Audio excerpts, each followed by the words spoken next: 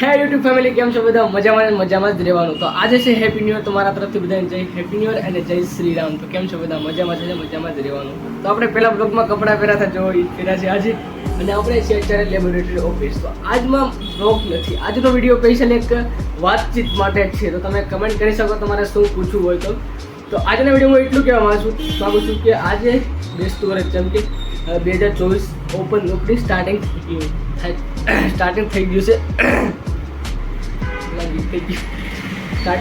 છે. તો આજથી તમારે જે લક્ષ્ય હોય એ શરૂ કરી દો, કેમ કે આજ જે કરશો એ આખું વર્ષ કરતા રહેશો એવું કહેવામાં આવે છે, અને પણ સાચું પણ છે. તો 14 જાન્યુઆરી 2024 છે કે મકર સંક્રાંતિનો તહેવાર છે. તો ભારતમાં તો એવા કેટલાય તહેવારો આવે છે અને તેમાં સેફટી પણ રાખવી જરૂરી છે.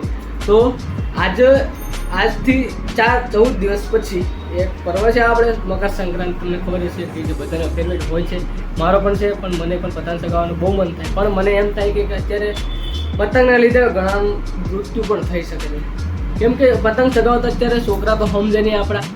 તો આપણે એટલે મારા છોકરા નથી હો, તો છોકરા તો સમજે નાના કે પતંગ ચગાવવા વિના રહીએ કે નહીં. તો આસપાસ જે પક્ષી ઉડતો એને ઘાયલ થઈ, તેનો ગળું કપાઈ જાય. તો જો એવા ઘાયલ તમને પક્ષી દેખાય તો એની માટે એક હેલ્પલાઇન નંબર છે, તમે જો આ સ્ક્રીન પર શો થતો હોય છે, તેની ઉપર કોલ કરો અને જાણ કરો. તો તમારે ઘરે આવી અને પક્ષીની સારવાર થશે. અને એમાં જે તમે ડોનેટ કરવા માગશો, જેમ કે 100, 200, 50 રૂપિયા, તેમાં તમે ડોનેટ કરશો તો એમાં જે ક્લિનિક છે જે સરકારી તરફથી, તેમાંથી હેલ્પ થશે અને તમારું કામ પણ થઈ જશે અને ભગવાને તમને સારી શક્તિ પણ આપશે.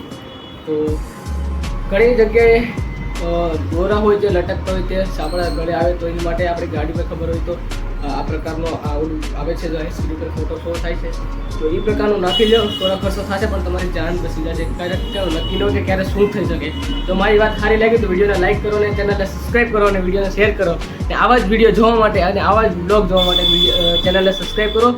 અને મળીએ પાસે એક નવે બ્લોગ સાથે. જો તમને આ વાત સારી લાગી હોય તો જે અમે નંબર જે ફોટો એનું પાલન જરૂર કરજો અને કમેન્ટમાં કહેજો કે તમારી પણ શું રાય છે. અને મળીએ નવા બ્લોગ સાથે. જય હિન્દ, જય માતાજી.